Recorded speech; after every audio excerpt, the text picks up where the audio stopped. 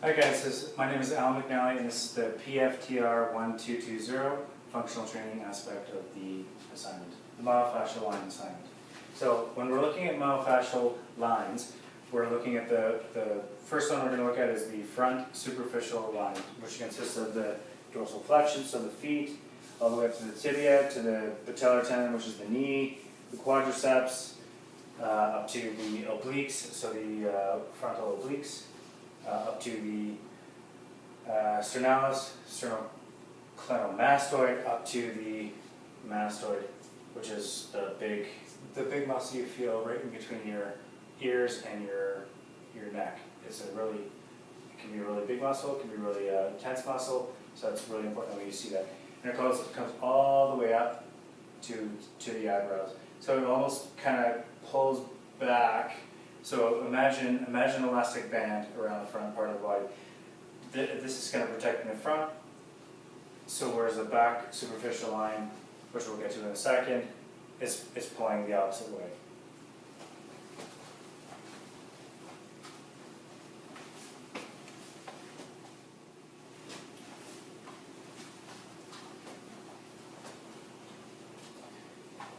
Here we are looking at the posterior aspect of the body, which connects this is the superficial back line of the body.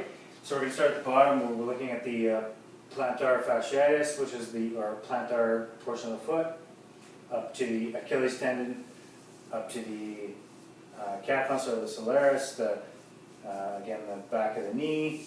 You could look at the hamstrings, so back quadricep, to the gluteus maximus, up to the erector spinae, which comes in, and up to protect the back, all the way up. And this is the one that's going to go all the way over the top of the head to the eyebrow portion of the head.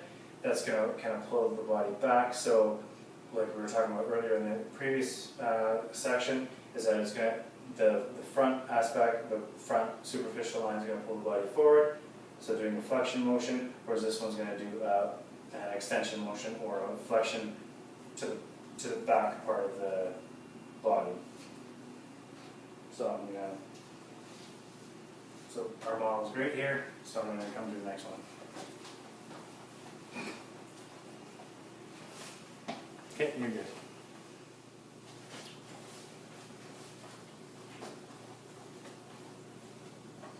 So my client Marianne, we're going to talk about the lateral line, which starts at the metatarsal, which is the foot, comes all the way up to the tibialis, all the way up to the ACL, and this part here is the IT band, up to the gluteus maximus, up to the different parts of the obliques and the abdominals, which kind of crisscrosses, and that's obviously to protect the side, to kind of balance out each side. So it's going to come up here, all the way up to the latissimus dorsus, and all the way to the front to the sternocleidomastoid. And that's just really, honestly, just to protect or to have an antagonistic side. So when you do a side flexion, for example, it's going to prevent it from overextending or, in layman's terms, hyperextending.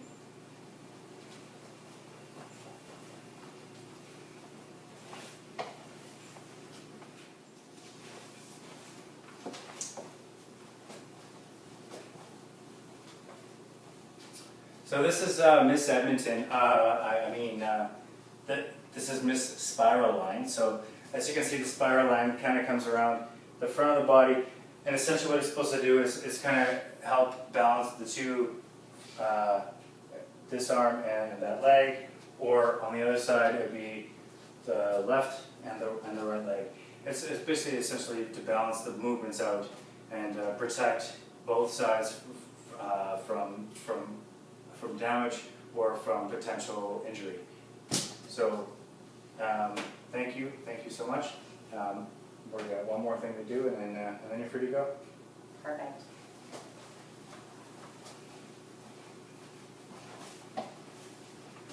So the front functional line and the back functional line work synergistically with each other. For example, if I were to do a baseball pitch, I'd use the front functional line to bring my leg up, use my back functional line for the catapulting of the arm. My left arm is in the front functional line. As my back arm or my right arm comes out into the front functional line, it catapults the ball out of the hand. So it's essentially working front,